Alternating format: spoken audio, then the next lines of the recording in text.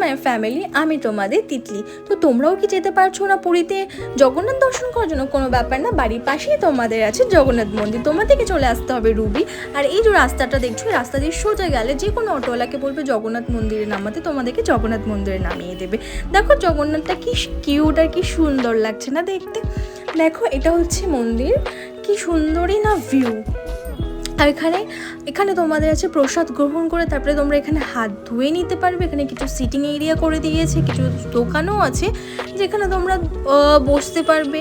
দেখো কি সুন্দরভাবে, মানে পিসফুল জায়গা। তোমরা না গেলে বিশ্বাস করতে পারবে না। আমার তো বিশালই সুন্দর লেগেছে, ভীষণ ভালো লেগেছে এই জায়গাটা গিয়ে। আমি অনেকক্ষণ ওখানে বসেছিলাম, বসে ওয়েট করছিলাম যে সন্ধ্যা আরতিটা দেখে তারপরে যাব। আজকে বৃষ্টিও হয়েছে, দেখো আকাশটা কি সুন্দর না লাগছে, ভীষণই সুন্দর লাগছে। আর এই মন্দিরের ভিউ তোমরা রাত্রে দেখবে কি সুন্দরই না লাগবে তোমাদের, ভীষণই সুন্দর। তোমাদেরকে যাওয়া দরকার, ভীষণই ভালো জায়গা, ভীষণই পিসফুল লাগবে। হ্যাঁ রাস্তার পাশে, বাট তবুও তোমাদের নয়েজগুলো কানে আসবে না, এত ভালো লাগবে। আমি ওখানে প্রায় অনেকক্ষণ ধরে বসেছিলাম। দেখো রাতের ভিউটা দেখো কি সুন্দর না লাগছে, তোমাদের কি বলবো। এখানে অনেকক্ষণ ধরে পুজো হয়েছে, আমি পুজো করেছি।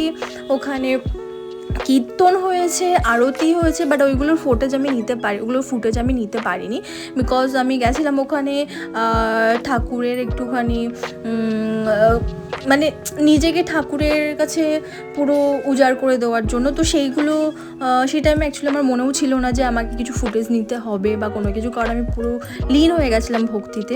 ওখানে কীর্তন হয়েছে, নাচ গান হয়েছে, সব কিছু তো খুবই ভালো লেগেছে। দেখতেই পাচ্ছ ভিউগুলো কি সুন্দর লাগছে না, রাতের এই লাইটিংগুলো মন্দিরের উপরে খুবই সুন্দর লাগছে। আমি তো ভীষণ ভীষণ হ্যাপি হয়েছি যে আমার আজকের এই দিনটা খুবই ভালো গেছে।